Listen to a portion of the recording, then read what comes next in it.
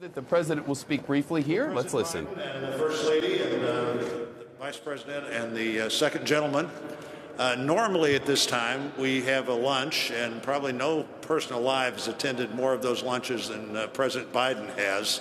It's an important moment where it's bipartisan. It's the time to bond between the executive and the legislative branch of the government. We probably don't need as much bonding because we already have that natural bonding with you and the traditions here. By those traditions, usually there's a painting at the front of that event that the chairman picks. This time, not knowing we were going to have an event until what we were going to do about an event until late, I asked Dr. Biden to help pick the painting, and this is the one that she recommended. The painting is landscape with rainbow. Rainbow, always a good sign. It's loaned to us for today from the Smithsonian American Art Museum. The artist, Dr. Robert Sheldon Duncanson, he was the best-known African-American painter in the years surrounding the Civil War. He was based in Cincinnati, encouraged by abolitionists who, among other things, sponsored a trip for him to do some study in Europe. This is a painting that he painted in 1859, and I think maybe it's sort of the classic America as a paradise painting that a lot of painters were doing then. But for him, a black artist painting this painting that's so much like an American utopia on the verge of a war that we would fight over slavery, makes all of that, I think, even more interesting in that while he faced lots of challenges, obviously was optimistic even in 1859 about America. And so, Dr. Biden, thanks for helping select this painting, and glad to have all four of you here as we move on to my good friend Senator Klobuchar. I like the rainbow. The rainbow is always a good sign. Let's hope so. Thank you. All right. Thank you.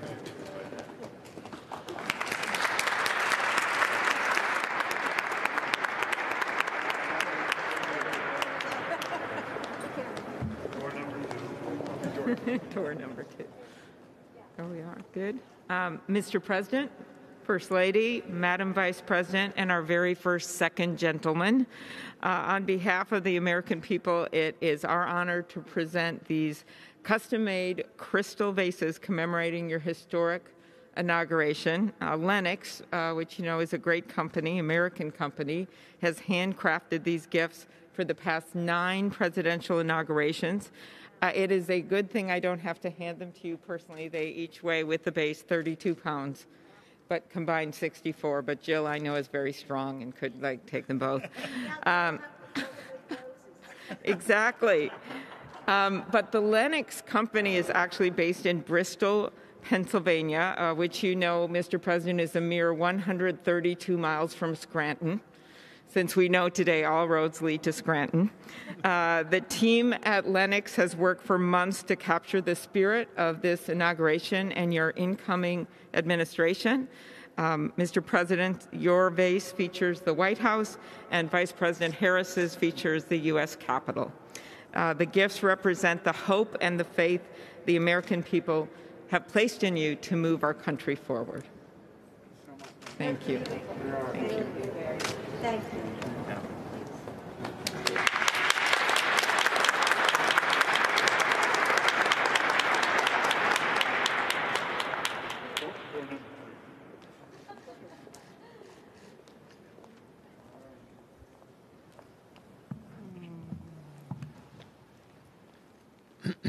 Well, Mr. President, Madam Vice President, while the pandemic has sadly limited our usual hospitality, as others have mentioned, I'm very glad we still carry on some of our favorite inaugural traditions. It's my honor and privilege to help present these flags of our nation that were flown over today's event here at the Capitol. Now, I have to make one point of personal privilege on behalf of the Senate.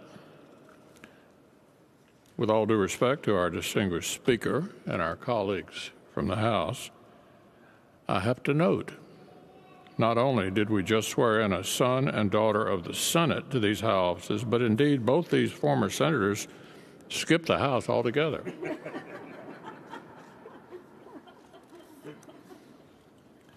The Star-Spangled Banner is our greatest symbol of our endurance of the American idea.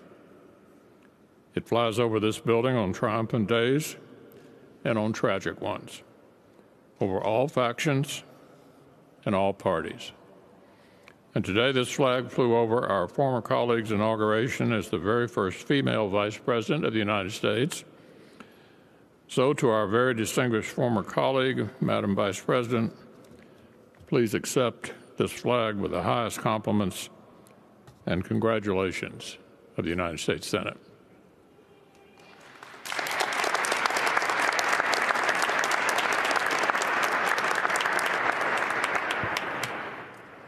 The distinguished leader of the Senate pointed out that he has hosted this lunch for members of the Senate who have become president and vice president. But I have the privilege of giving the flag to the President of the United States, the flag that was flown when you were sworn in, Mr. President. This flag may it reflect all that is said about your inauguration. America united.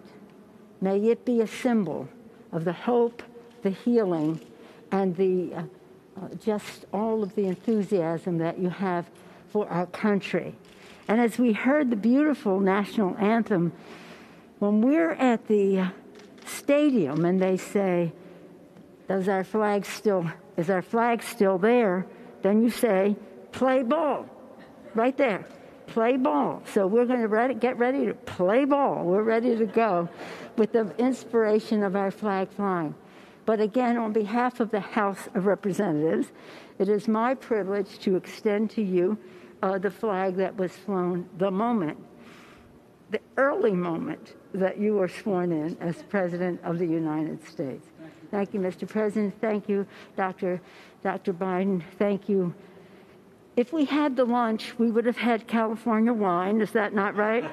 Madam Vice President, Mr. Emhoff, congratulations. With liberty and justice for all. Thank you.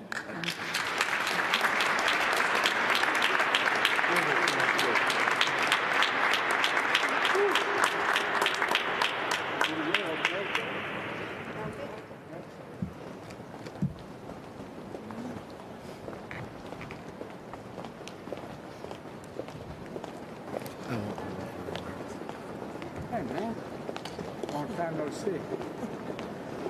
Congratulations, Mr. President. Thank you.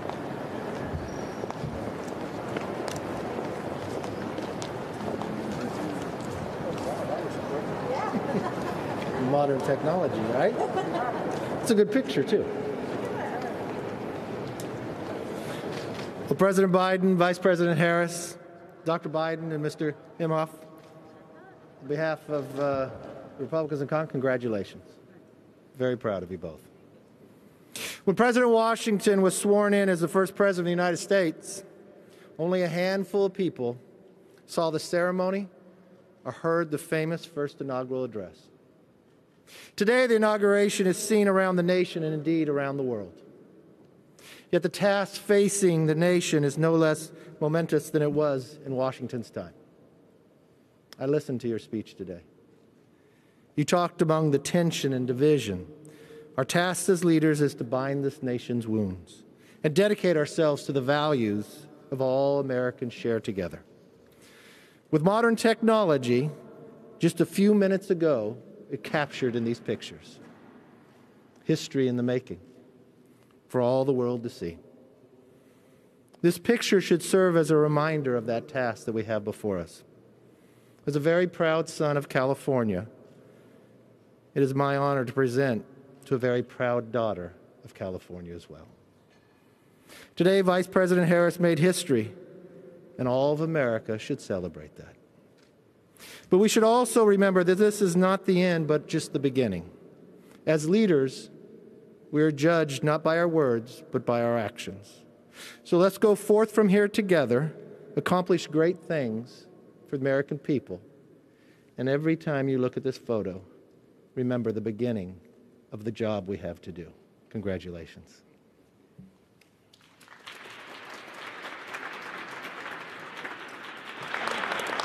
Madam Vice President, Mr. Imhoff, Dr. Biden, Mr. President.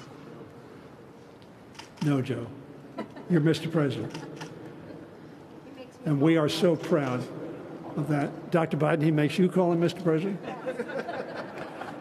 Marriage is about to get rocky, I can tell. On behalf of the Joint Congressional Committee on the Inaugural Ceremonies, I too am proud. More than that, I'm ecstatic to present the two of you this picture. A testament to technology and a testament to history. Mr. President, in your speech, you talked about faith. You talked about tribulations, but you talked about victory.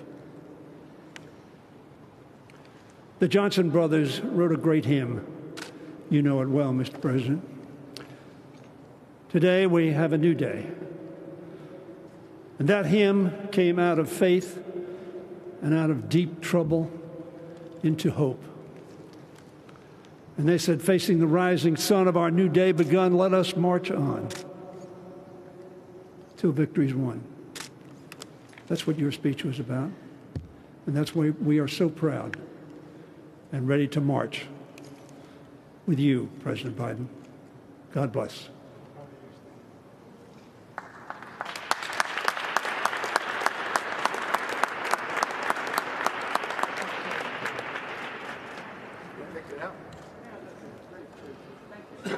And they're both different. Yeah. Get the whole family in there. Put your head in there.